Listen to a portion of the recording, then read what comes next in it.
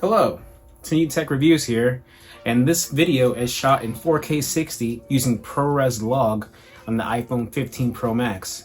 The current microphone being used is coming from the iPhone 15 Pro Max, so let me know in the comments below what you think of how it sounds. Now this video I'm going to be shooting it in ProRes Log 4K 60 like I said, so I'm going to be color grading it because it usually gives a flat image, and from what I've seen in other videos, it kind of takes away that over sharpening that Apple ProRes HDR tends to do.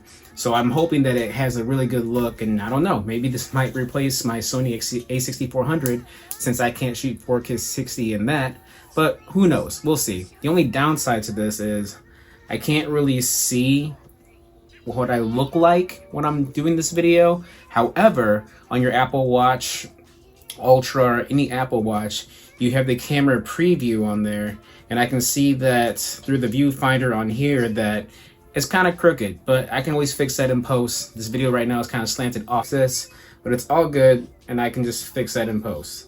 So yeah, so you can use your watch as a viewfinder, like I said, to see where you're at with that.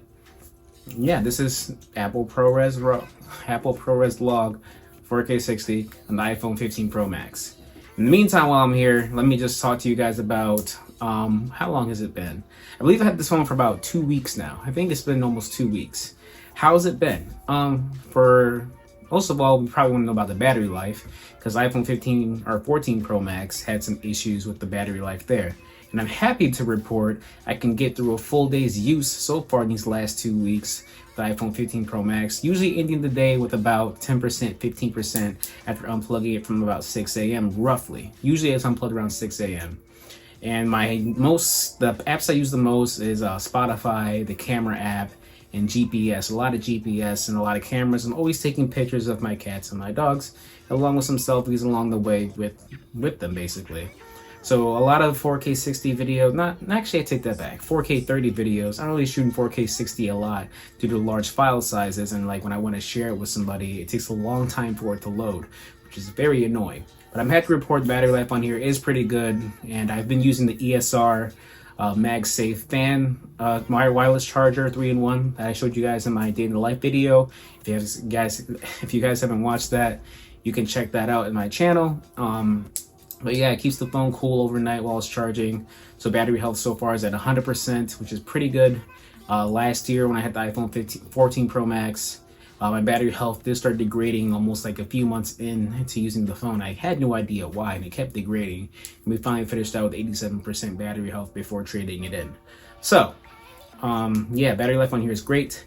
I'm using USB-C on here, which is fantastic. I'm able to use USB-C external storage in order to record in 4K 60 ProRes Log with about 58 minutes of recording worth into my 256 SSD that I have on here using the SanDisk Extreme Pro, which is a very good SSD. I highly recommend it. I have no issues with it. Very fast upload speeds.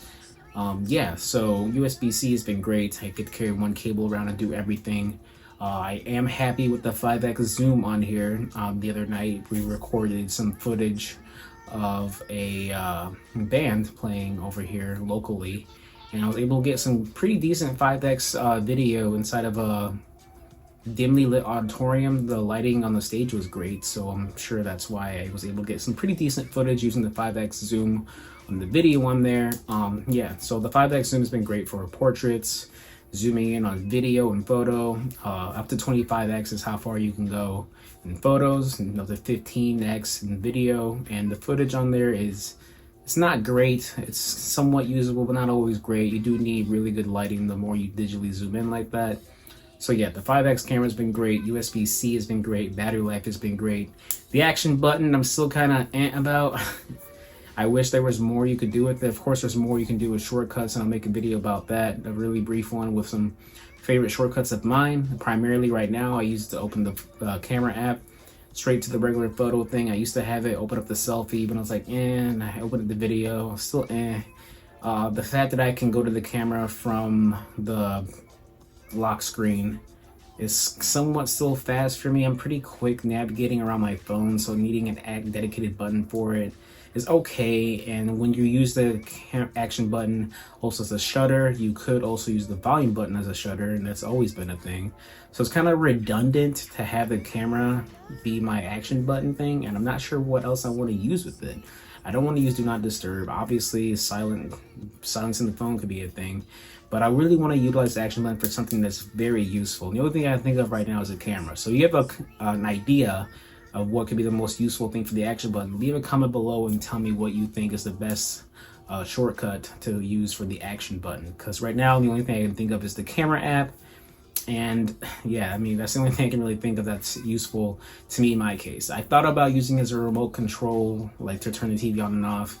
But that's only useful when I'm in the house. So if only there's a way to switch what the action button does based on the focus mode that you're in. If you're at home, it's a remote control for your TV.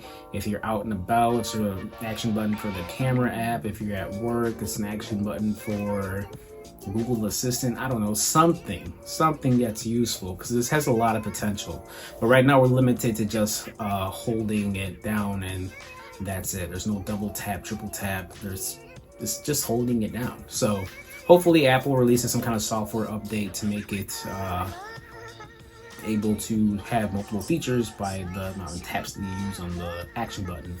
So yeah, just want to talk about that real quick, and just recording this, seeing how the temperature on the iPhone is going. I forgot about that controversy. I've never had any overheating issues with my phone.